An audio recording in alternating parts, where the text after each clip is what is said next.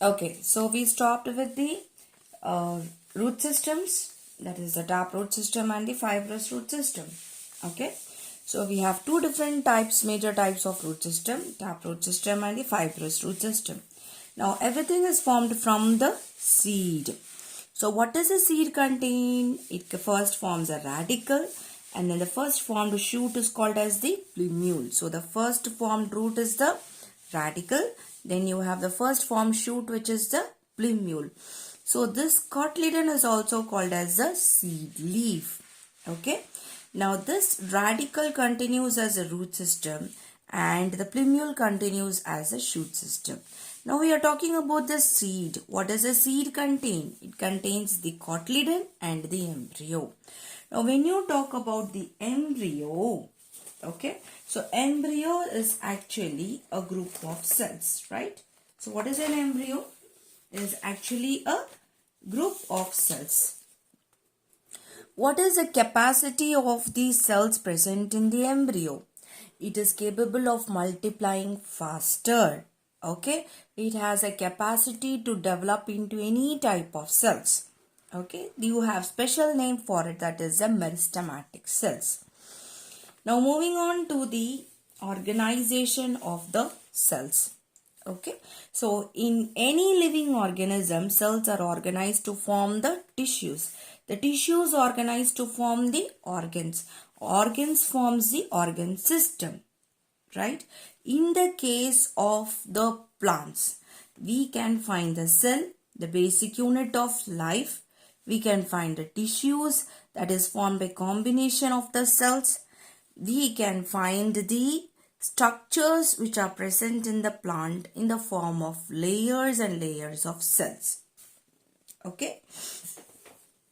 Now, do we find organs and do we find the organ system?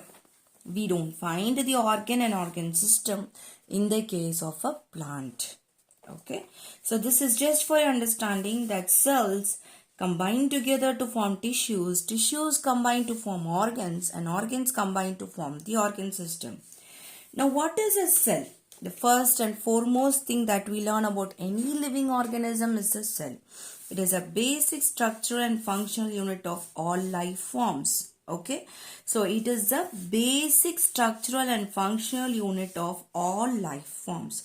It has three basic parts. It has a cell membrane, the nucleus, and the cytoplasm. So it has a cell membrane, it has a nucleus, and it has a cytoplasm. Now, you do have an exceptional organism in this. What are they? They are the prokaryotes. What are prokaryotes consist of? Prokaryotes consist of only the cell membrane, genetic material,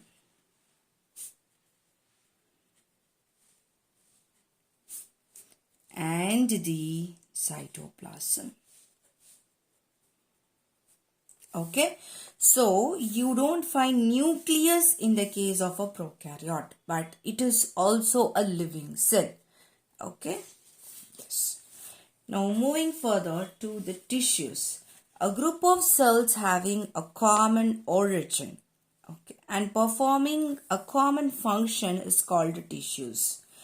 So a group of cells having a common origin and performing a common function, like all the cells are doing the transportation, all the cells are doing the storage, all the cells present in the region are doing the purpose of photosynthesis. So they are said to be having a common function.